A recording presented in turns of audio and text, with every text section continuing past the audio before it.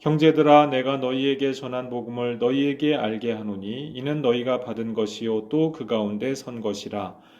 너희가 만일 내가 전한 그 말을 굳게 지키고 헛되이 믿지 아니하였으면 그로 말미암아 구원을 받으리라. 내가 받은 것을 먼저 너희에게 전하였노니 이는 성경대로 그리스도께서 우리 죄를 위하여 죽으시고 장사 지낸 바 되셨다가 성경대로 사흘 만에 다시 살아나사. 아멘. 고린도전서는 고린도 교회에서 일어났던 여러 가지 문제적인 상황들 혹은 목회적인 여러 가지 문제들에 대하여서 고린도 교회에서 문의한 내용을 사도 바울이 답변하여 주는 형식의 책이지요. 그런데 고린도전서 총 16장 가운데에서 가장 중요한 장이 어디냐라고 하면은 역시 15장이 가장 중요하다고 할 수가 있습니다. 어느 정도로 중요한가 하면은 이 고린도전서 15장에 있는 내용을 가지고 고린도전서 전체의 내용을 이해하여야 옳다는 것이죠. 그렇게 할 때 고린도전서 전체를 올바르게 이해할 수 있게 된다라고 하는 것. 또 뿐만 아니라 더 나아가서도 사도 바울의 부활 신학, 여기에 대해서 가장 명료하게 우리가 알 수 있는 것이 또한 고린도전서 15장이다. 이렇게 말씀을 드릴 수가 있겠습니다. 근데 우리가 이제 이 부활의 신학이라고 하면은 오늘날 우리가 조직신학 혹은 교의학에서 이야기하는 것처럼 진리의 내용을 이렇게 보편 타당하게 보이도록 그렇게 진술하는 그런 신학은 아니라는 것을 우리가 이해할 필요가 있죠. 우리가 성경 말씀을 볼 때 우리가 항상 그 배경에 유의해 보지 않습니까? 그 배경을 모르고서는 성경을 엉뚱하게 이해하고 또 해석하게 된다고 하는 것이죠. 그래서 당시에 고린도 교회의 상황이 어떠했느냐, 고린도 교회 교인들의 생각은 무엇이었느냐 하는 것을 우리가 전체적인 맥락에서 먼저 파악을 하면서 이 본문 말씀을 우리가 읽을 필요가 있습니다. 또 이것이 쉽지가 않지요.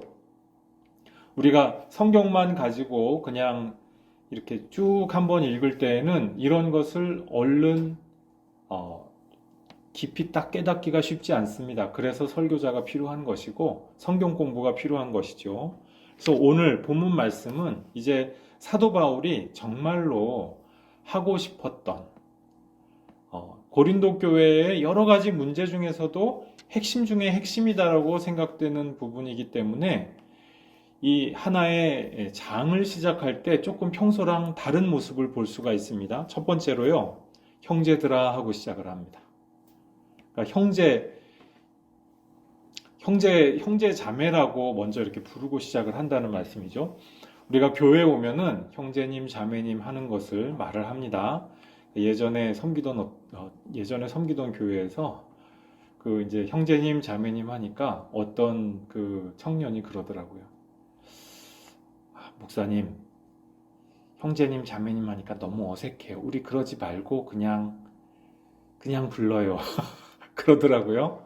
근데 이제 이 청년은 그 예배를 오다 안 오다 이제 이런 청년이어서 왜 형제자매라고 부르지라고 하는 것을 잘 모르시는 그런 좀 청년이었죠. 근데 왜 초대교회 때부터 왜 형제님 자매님이라고 우리가 서로 부릅니까? 예수님 안에서 한 가족이 됐다는 것입니다. 그 가족이 되는 이유가 어떤 다른 이상한 다른 어떤 뭐 교주의 이름으로 가족이 됐느냐? 아닙니다. 혹은 어떤 이념의 이름으로 가족이 됐느냐? 아니라는 것이죠. 또는 어떤 회사에 소속이 돼서 우리는 한 가족이야 할 때 그 가족이냐? 아니라는 것입니다. 우리가 피는 물보다 진하다고 하잖아요. 그래서 혈육이 가장 가깝다고들 하는데 때로는 혈육보다 더 가까운 피보다 더 진한 그 우정과 사랑이 있는 그러한 그 유대 관계가 있습니다. 그것이 바로 영적인 유대 관계죠. 그래서 그러한 의미에서 우리가 예수님을 믿는 그 믿음으로 만난 이 믿음 가운데 혈육의 유대 관계보다도 어쩌면 더 끈끈하고 더 강한 그 사귐과 유대 관계가 있다. 그래서 먼저 사도 바울은 형제들아, 정말로 이건 중요한 말씀이니까 요거는 꼭 귀 기울여 들어다오. 이런 의미에서 형제들아 라고 시작을 하는 것입니다. 에이, 목사님 꿈보다 해몽이 좋으시네요. 뭐 이렇게 한마디에 많은 거를 담았으려고요. 정말 담았습니다. 정말 그렇다는 거예요. 오늘날 우리는 언제든지 만나서 이야기를 하고 그렇게 하잖아요. 근데 예전엔 달랐거든요. 이 편지, 양피지에 이렇게 써가지고 또는 파피루스에 써가지고 이렇게 전달되고 서로 왔다 갔다 하는 이 편지가 보통 어려운 것이 아니었어요. 바울이 지금 에베소에 있고, 그리고 이 고린도 교회 성도들은 고린도에 있다. 그러면은요, 그 배편이 얼마며, 우리는 오늘날 카톡 한 번이면 모든 게 다 끝나잖아요. 문자 한 번이면 모든 게 끝나고, 그것도 답답하면은 영상통화나 전화를 할 수가 있잖아요. 사도 바울 시대는 이게 불가능했던 시대입니다. 그러니까 이 글로 오가는 그 말 한마디 한마디가 너무 중요했다는 거예요. 이 말씀을 갑자기 왜 하지? 촉각을 곤두세우고 듣는 사람들은 이 말씀을 왜 하실까 하는 걸 한마디 한마디 다 생각해 보지 않을 수가 없다는 것이죠. 그런데 지금 사도 바울이 형제들아 하고 시작하는 거예요. 이거는 예사로운 말씀이 아니에요. 맨 처음에 고린도 교회가 처음으로 복음을 들었을 때 여러분은 형제 자매들입니다. 예수님 안에서 형제 자매입니다. 라고 하는 바로 그 복음 전도의 말씀을 회상하도록 하기 위한 그 말씀이라는 것이죠. 자, 형제들아, 내가 너희에게 전한 복음을 너희에게 알게 하노니. 이미 전했죠. 사도 바울이 부활에 대해서 이미 전하셨잖아요. 사도 바울이 전한 부활의 복음, 고린도 교회가 이미 알고 있다는 거예요. 그런데 지금 다시 알게 한다는 거예요. 여기 알게 한다는 거는요, 그냥 알게 하는 게 아니고 전치사가 앞에 이렇게 딱 장식처럼 한 번 더 들어가서 힘을 주는 알게 함입니다. 깨닫게 한다는 뜻이죠. 알게 하노니 이는 너희가 받은 것이요 또 그 가운데 선 것이라. 이는 너희가 받았다는 거예요. 첫 번째로 복음을 전했는데 이것을 받아들였다는 것입니다. 복음을 전한다고 해서 모두가 다 받지 않죠. 교회에 와서 앉아 있게라도 되는 것은 대단한 일입니다. 놀라운 기적의 과정이라는 것입니다. 우리가 복음을 전했어요. 예수님이 우리를 위하여서 십자가에 못 박히셔서 죽으셨고 우리 죄를 대속하시고 다시 살아나셨어요. 이것 때문에 우리는 의롭게 하나님 앞에 다시 갈 수 있어요. 뭐 이런 복음의 핵심에 대하여서 들었을 때 정말이요? 나 믿을래요. 이렇게 되는 것은요, 보통 일이 아니라는 거예요. 그러니까 지금 이 고린도 교회 사람들은 받은 사람, 교회에서 선포되는 그 복음의 말씀을 받았다는 것입니다. 그런데 그러면 받은 것으로 끝납니까? 우리가 사형이라든지 어떤 전도할 때 우리가 전하는 그 쪽복음 같은 거 딱 들어서 받았어요. 말씀을 받았어요. 그러면 끝입니까? 아니죠. 그게 이제 예수 믿고 나 구원받았네 하고 난 이제 또 세상으로 가서 내 마음대로 살아야지. 그것이 아니고 그때부터 예수님 믿는 사람으로서의 삶이 시작이죠. 그 다음에 사도 바울이 지금 그 다음에 뭘 말씀합니까? 또 그 가운데 선 것이라. 예수 믿는 자녀로서 예수 믿는 하나님의 백성으로서 서 있다는 것이죠. 내가 하나님의 말씀을 받았을 뿐만이 아니라 그 받은 것을 들고 서 있는 상태. 그죠? 우리 교우 여러분들께서는 지금 이 자리에 앉아 있다는 것만으로도 또 우리가 예배의 자리를 기웃거리고 있다는 그것만으로도 심지어는 우리가 그 가운데 서 있다고 이야기를 할 수가 있는 겁니다. 그렇죠.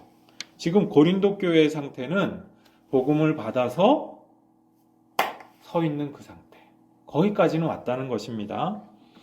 자, 그런데 이제 2절 말씀에서 사도 바울이 고린도 교회 성도들의 상태라고 100% 인정하지는 않는, 아직까지 인정하지는 않는 그 믿음의 상태가 나옵니다. 뭐라고 되어 있습니까? 너희가 만일 내가 전한 그 말을 굳게 지키고 굳게 지키고 헛되이 믿지 아니하였으면 조건문이 붙었죠. 조건이 붙었습니다.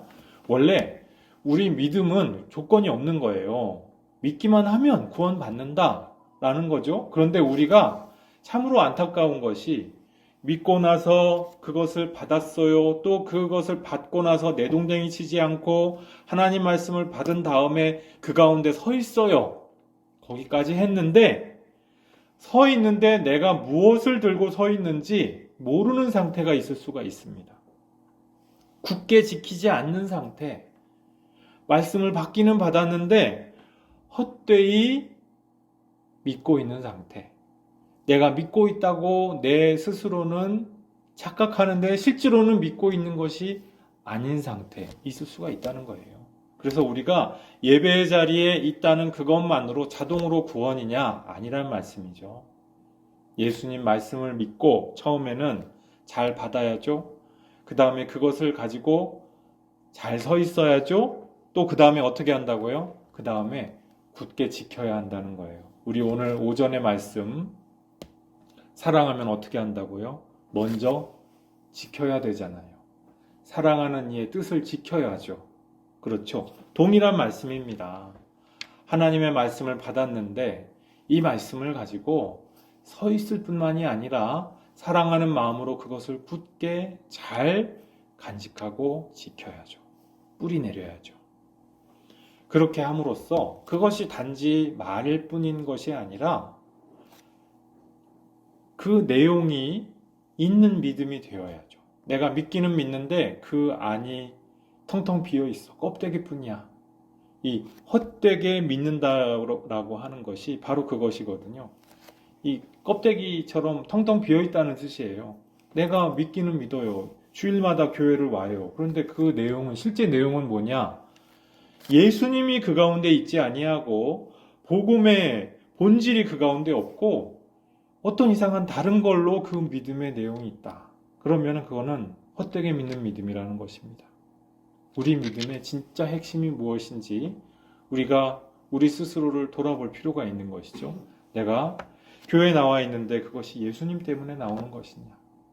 예수님에 관한 말씀을 한 번이라도 더 듣고 예수님 안에서 형제자매가 함께 힘을 모아서 연대하고 위로받고 힘받고 그러면서 또다시 나가서 세상에서 승리하기 위하여서 내가 있는 것이냐. 그것이 아니라 교회에서 나가면은 어떤 다른 것들을 얻을 수가 있느냐? 다른 것들을 얻을 수도 있죠. 그런데 그 핵심에 알맹이에 뭐가 있어야 된다고요? 예수님의 십자가와 부활이라고 하는 그 핵심이 있을 때 이 믿음이 참된 믿음이라고 하는 것입니다. 하나님은 영이시고 그 영이신 하나님께서 우리 가운데 보혜사 성령으로 지금 이 자리에 함께 계시죠.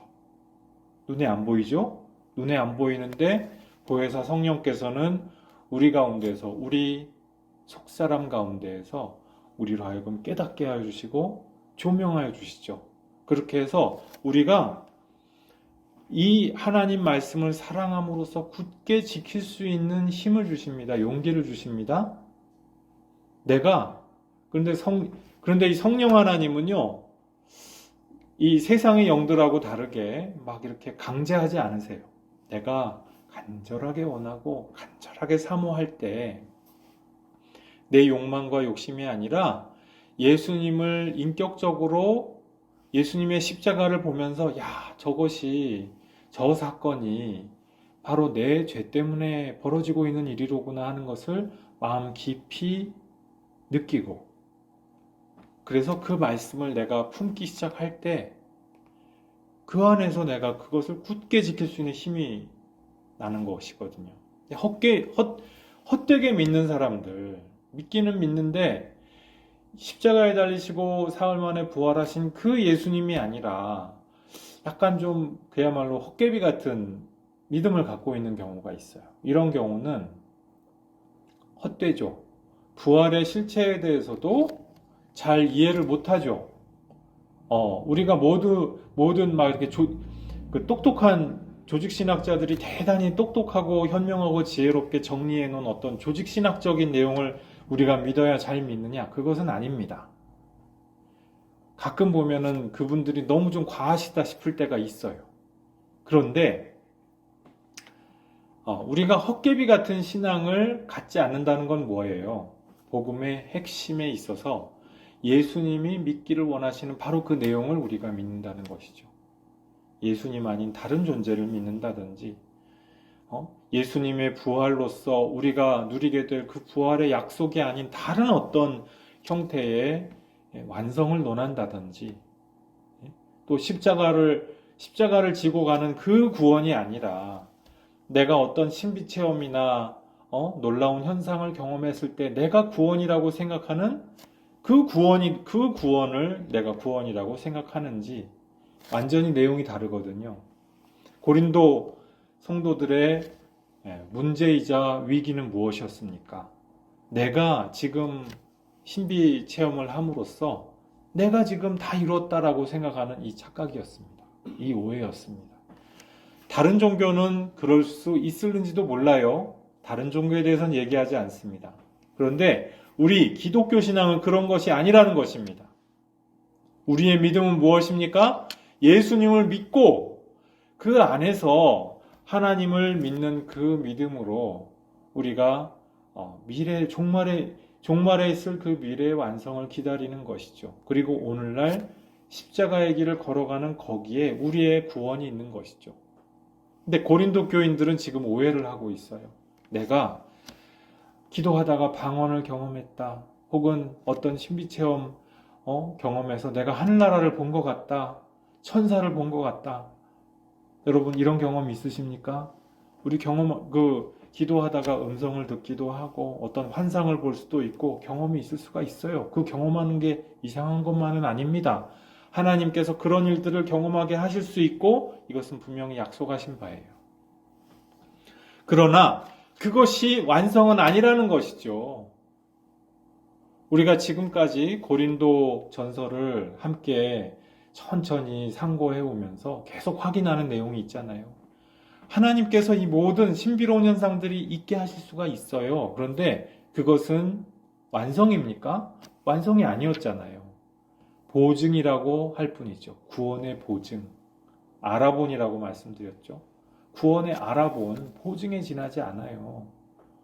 그것은 가짜는 아니지만 미리 취해서 받은 그 보증이죠. 보장이죠. 선수금이죠. 그렇죠. 구원을 내가 미리 땡겨서 받았으니까 이제 이 구원을 이대로 이 방향으로 나가면 맞는 거야 라고 하는 것을 하나님께서 확인시켜 주시기 위한 알아본 보증이지 이걸 알아보지 못하고 내가 지금 이걸로 모든 거를 다 완성하고 다 이루었다는 듯이 착각해서는 곤란하지 않겠어요? 그런데 지금 고린도 교회의 문제가 무엇입니까? 이렇게 믿고 있다는 거예요. 헛되게 믿고 있다. 십자가의 길을 걸어가면서 하나님께서 우리에게 허락하기도 하시는 그 구원의 알아본 보증을 가지고 기뻐함으로 다시 열심히 십자가의 길을 걸어가는 것이 아니라 나 이제 보증금 받았어. 그러니까 이제 이 집은 내 거야. 우리 아파트나 집을 계약하는데 보증금을 냈어요. 그러면은 이제 그 집은 내 겁니까? 어때요? 그 집을 보증금을 내가 걸어둔 순간 그 집은 내게 됩니까? 아니잖아요. 나머지를 갚아야죠. 나머지를 해내야 진짜 내 것이 되는 겁니다. 그렇죠? 들어가서 갚던지 들어가기 전에 갚던지 어찌됐든 갚아내야죠. 과제가 있는 겁니다. 마찬가지입니다. 하나님께서 우리에게 구원의 보증을 주셨을 때에는 이것이 확실하다는 뜻이지 우리에게 과제가 없다는 뜻은 아니죠. 우리에게는 십자가의 길을 걸어가야 되는 그 과제가 남아있다는 것입니다. 바로 그것이죠. 근데 지금 고린도 교회의 어떤 성도들의 문제는 무엇입니까? 이 부분에서 참되게 믿고 있지를 못하고 있지 않느냐라고 하는 바로 그 퀘스천 마크입니다. 그 물음표를 지금 사도 바울이 고린도 교회 성도들에게 던져보고 있는 것입니다. 고린도 교회 성도들이 잘하고 있으면은요, 너희들이 너무나 잘 믿어서 내 마음이 기쁘다라고 쓰셨겠죠. 데살로니가 전서에서처럼 혹은 다른 교회 성도들에게 문안 인사를 할 때처럼 여러분의 믿음의 소문이 좋은 소문이 있어서 너무 기쁘고 반갑습니다. 여러분들을 기도할 때마다 감사하고 있습니다. 라고만 썼겠죠. 그렇죠? 그런데 지금 만일이라고 했어요. 만일 굳게 지키고 헛되이 믿지 아니하였으면 조건문을 딱 여기서 달았어요.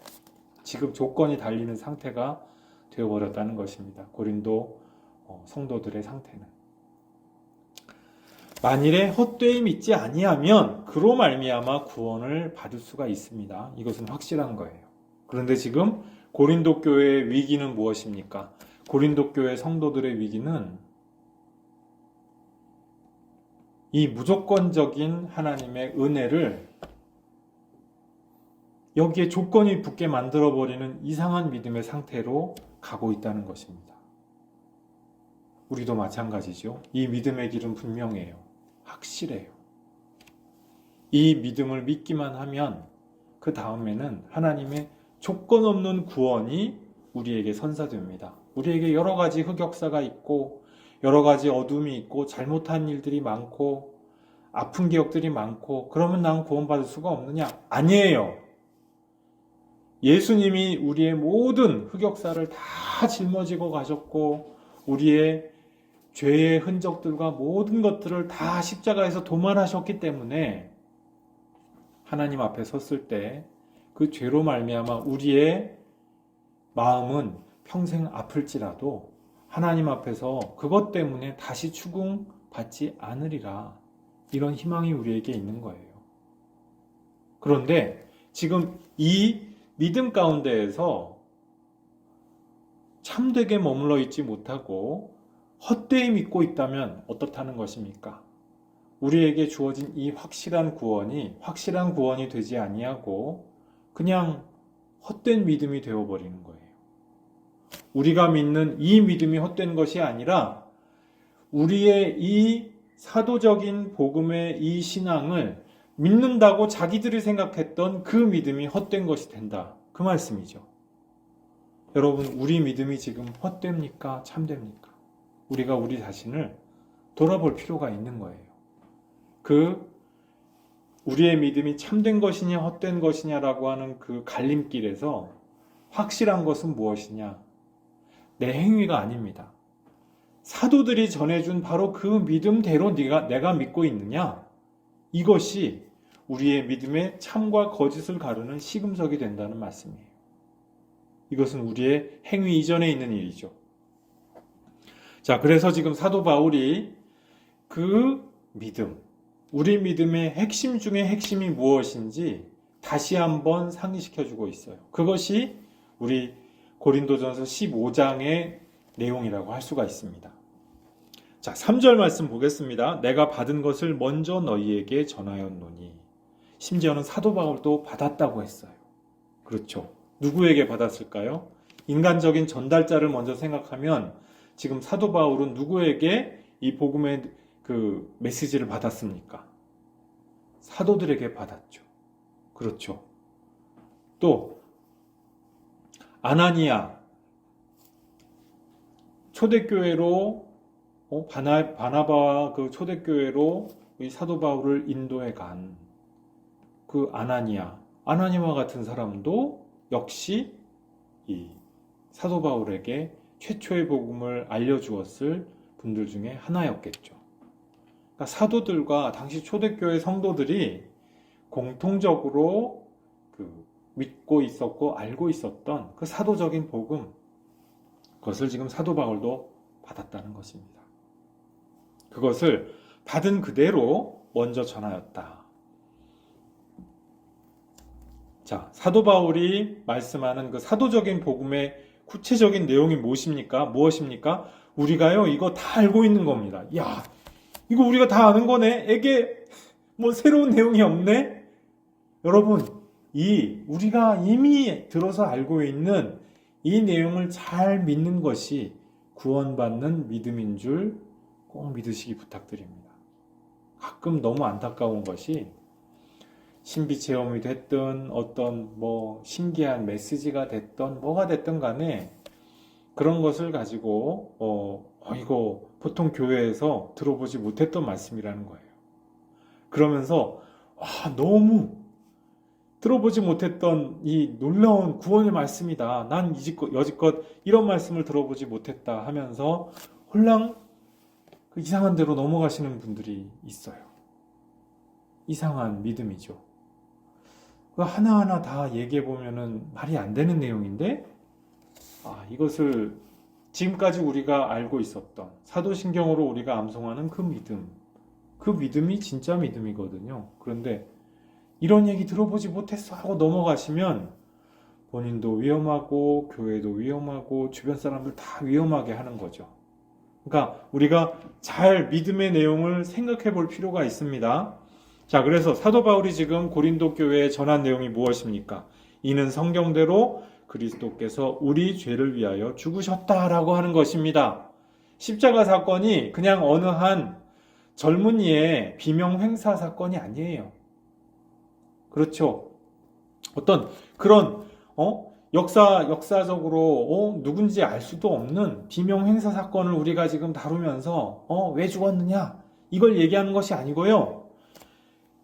나사렛 사람 예수라고 하는 역사적인 한 인물이 정말 십자가에서 부당한 판결을 당시 종교 세력과 정치 세력의 부당한 판결을 받고 죽으셨는데 그 사건이 왜 일어났느냐?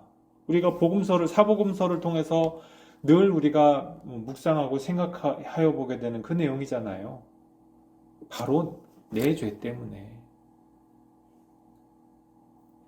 너와 나의 죄 때문에 예수님이 그 길을 걸어가신 것이다. 이걸 믿는 거라는 거예요. 그것이 우리가 믿는 사도적인 복음의 내용이다. 라고 하는 것입니다. 자, 4절 말씀, 장사 지낸 바 되셨다 했습니다. 자, 장사 지낸 바 되셨다는 것이 왜 중요하냐면요. 이게 왜 사도적인 복음 선포의 내용이냐면은 사람들이 이 예수님의 죽음에 대하여서 엉뚱한 얘기를 하는 사람들이 나타나기 시작을 했어요. 예수님이 사실은 정말로 죽은 게 아니야. 가사 상태였다가 다시 살아난 거야. 이렇게 말을 퍼뜨리기 시작을 했고 또 그런 식으로 생각을 하기도 했다는 것이죠. 사실은 굉장히 예수님의 십자가 죽음에 대하여서 그 사실 관계를 은폐하려는 아주 교활한 속임수죠. 악마적인 속임수라고 할 수 있죠. 사실은 죽으신 게 아니야. 예수님이 그렇게 의롭고 대단한 분인데 설마 정말 그랬겠어? 그러면서 예수님의 그 십자가 죽음을 부인하고 예수님 십자가 죽음의 대속적인 성격, 우리 죄를 위하여서 우리 죄를 대신 속하시는 죽음을 죽으신 것이다. 이것조차 부인하는 것. 바로 이것이 사도적인 복음을 부인하는 사람들의 행태입니다.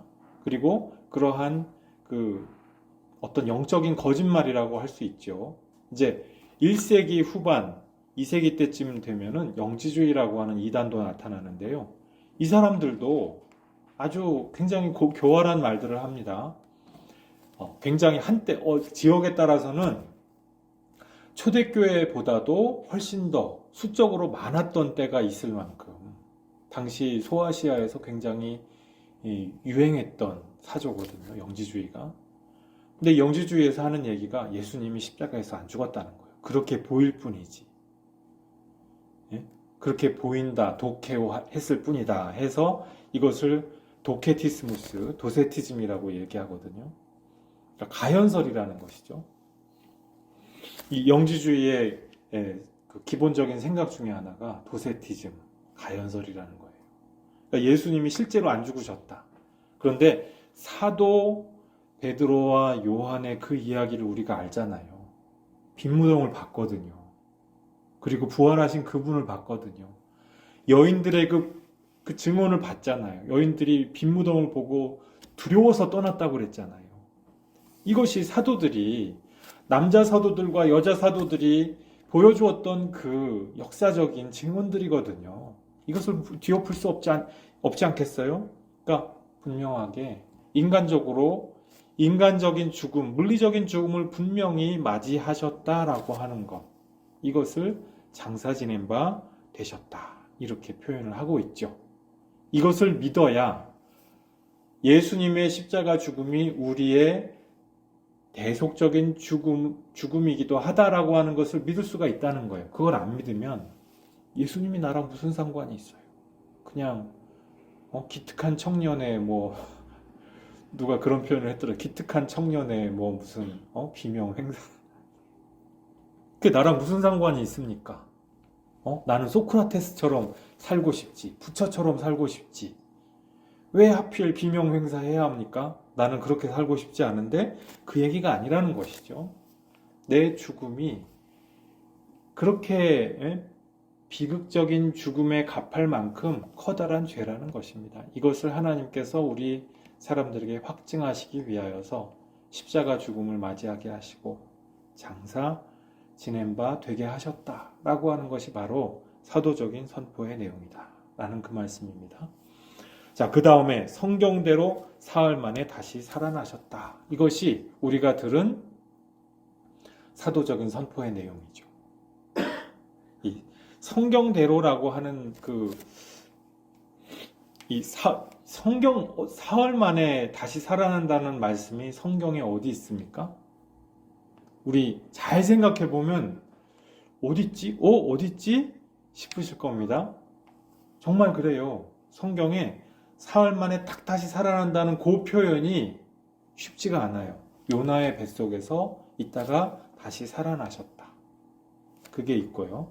그리고 호세아서에 보면 회개하는 사람들이 보라, 사람들이 하나님께로 우리가 나아가면은 하나님이 사흘 만에 우리를 살리실 거야 라고 하는 거기서 사흘입니다.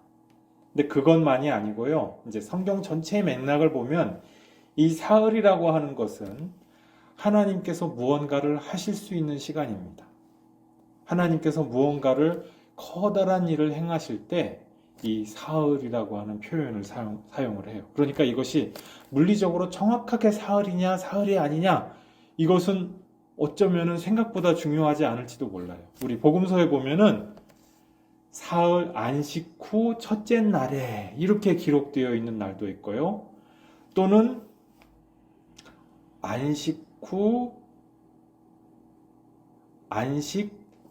안식하고 나서 첫째 날에라고 기록이 되어 있기도 하고, 또는 조금 표현이 다르게 안식한 후 다음 날에 이런 식으로 되어 있는 날도 있어요. 그럼 이 두 개는 계산하기에 따라서는 하루 차이가 날 수가 있는 거예요. 그럼 이게 맞느냐 저게 맞느냐. 안식 후 첫째 날에 아니고 안식 후 첫째 날 후에, 그런 식으로 보이는 말씀이 있다는 거예요. 그러면 이걸 어떻게 우리가 판단을 해야 됩니까? 그것은 그런 복잡한 시간 계산은 우리가 믿는 데 있어서 큰 차이가 없다는 것입니다. 그건 성경학자들이 하게 내버려 두시면 되고요. 우리는 사흘 만에 다시 살아나셨다. 그 사흘은 어떤 사흘이냐? 하나님께서 우리를 위하여서 무언가를 하시는 의미심장한 사흘이다 라고 하는 것입니다. 나사로가 다시 살아난 그 사흘. 그렇죠? 요나가 뱃속에서 다시 살아난 사흘. 또 요나가 선포를 했더니 다시 사람들이 변화되는데 일어난 그 사흘. 엄밀하게 얘기하면 요나가 선포하고 나서 사흘 만에 사람들이 회개한 게 아니잖아요. 그런데 보기에 따라서는 그걸 사흘로 칠 수도 있다. 어쨌든 이 사흘은 하나님께서 우리 인간들이 며칠 만에 금방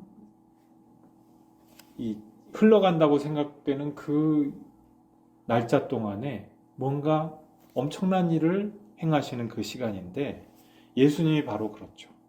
죽은 자들의 세계 가운데로 완전히 내려가신 것 같았는데, 그야말로 지옥 강화를 하신 것 같은데, 그런데 다시 육신으로 완전히 부활하신 몸으로서 살아나게 하셨다. 그 일을 바로 그 사건, 부활 사건이 우리 가운데에서 전파되었죠. 우리가 지금 그것을 2000년이 넘는 시간을 뛰어넘어서 오늘날도 믿고 있습니다. 그러니까 우리 가운데에서 아직 예수님과 같은 부활이 지금 나타나지 않은 것이죠. 우리가 예수님을 정말로 믿는다는 것은요, 어떤 재림 예수를 믿는다는 그런 것이 아닙니다. 예수님을 믿기 때문에 이번에 넷플릭스에서 그 사이비 종교, 대한민국의 사이비 종교에 관한 그 이야기 나왔잖아요. 신에게 버림받은 사람들인가요? 뭐 그런 제목에. 굉장히 이게 참 안타깝고 그리고 답답한 이야기인 것이 신이기 때문에, 하나님이기 때문에 어떤 일이든지 허락이 될 수가 있다. 그래서 수많은 여성 신도들이 당하고, 자기 육신을 착취당하고, 남자들은 뭐 노동력을 착취당하고, 정말 어처구니 없고 황당한 일들이 있었죠. 근데 사람들이 재림 예수라고 하는 생각에 속는 거예요. 우리가 믿는 그 믿음은 그런 것이 아닙니다. 예수님께서 부활하신 그 부활절 이야기들과 동일한 이야기가 우리의 부활 이후에는 우리 가운데서 동일하게 나타난다니까요. 예수님이 재림하시면은 우리 가운데에서 하나님을 계신 그대로 보게 되는 그 사건이 나타나게 된다니까요. 그 뒤에 사람들이 계속해서 아이 낳고 결혼하고 부활하지 않은 사람들이 그렇게 살아갈 수 있을지도 모르겠어요. 예수님 재림하신 후의 연대기에 대해서는 굉장히 의견이 분분합니다. 여기에 대해서는 우리가 아직 모르는 부분이 많죠. 그런데 확실한 건 이거예요. 예수님이 오신 그 다음에 우리도 부활하게 돼서 우리가 하나님을 계신 그대로 뵙게 될 그것이라는 것입니다. 그래서 우리가 마치 예수님이 이 닫혀진 공간에서 갑자기 나타나셨던 것처럼 우리 가운데서도 그런 일이 있다는 거예요. 재림 예수를 믿는다고 하는 사람들 가운데 그런 일이 있습니까? 그런 일이 없다면은 그 믿음은 거짓말이라는 뜻이 되는 거죠. 우리의 몸은 아직 낮고 천한 몸입니다. 이것이 바로 우리 고린도전서 15장에 나오는 이 부활한 성도들의 상태에 관한 말씀이죠. 그러니까 우리가 믿을 때 아직 우리가 다 완성된 것이 아니라는 것을 항상 염두에 둬야겠죠. 우리는 아직 영광된 몸을 입지 아니하였으니까. 교우 여러분, 우리가 과연 이 복음의 말씀, 사도들의 그 복음을 우리가 굳게 지키고 있습니까? 헛되이 믿고 있지는 않습니까? 우리 스스로 잘 돌이켜서 점검해 보실 수 있기를 부탁드립니다. 우리가 헛되이 믿지 아니하면 이로 말미암아 반드시 확실한 구원을 얻게 될 것입니다. 이 구원은 부활의 영광이 될 것입니다. 하나님을 계신 그대로 뵙게 되는 그 영광된 상태가 될 것입니다. 그러나 우리가 우리의 믿음의 진정한 핵심과 방향이 다른 엉뚱한 데 있다고 한다면 우리에게는 이와 같은 영광이 없게 될 것입니다. 진정한 영광, 썩지 아니할 부활의 영광을 온전히 쟁취하시는 복된 성도들 모두 되시기를 주님의 이름으로 축복합니다. 기도하시겠습니다. 아버지 하나님 감사합니다. 주님께서 우리에게 귀한 부활신앙을 허락하여 주신 것, 또한 주님께서 사도들을 통하여서 이 부활의 영원한 구원을 얻는 그 믿음에 이르게 하신 것 감사합니다.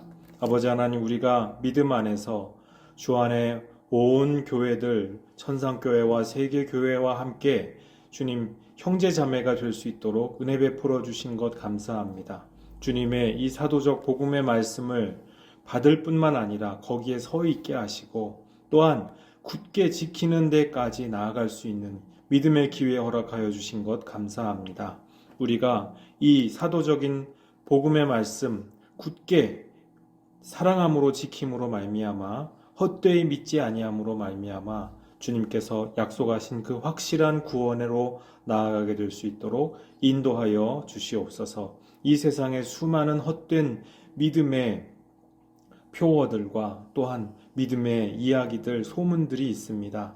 아버지 하나님, 우리 성도들 한 분 한 분 이 세상에 허탄하고 헛된 그 믿음의 소문들에 휩쓸려 다니지 아니할 수 있도록 주님 굳게 복음의 그 믿음의 반석 위에 굳게 서서 흔들리지 아니할 수 있는 그 믿음의 소유자들로 성장하게 될 수 있도록 어여시 성숙하는 주님의 아들, 딸 모두 되실 수 있도록 은혜 베풀어 주시옵소서. 감사드리옵고 이 모든 말씀 우리 주 예수님 이름으로 기도드리옵나이다. 아멘.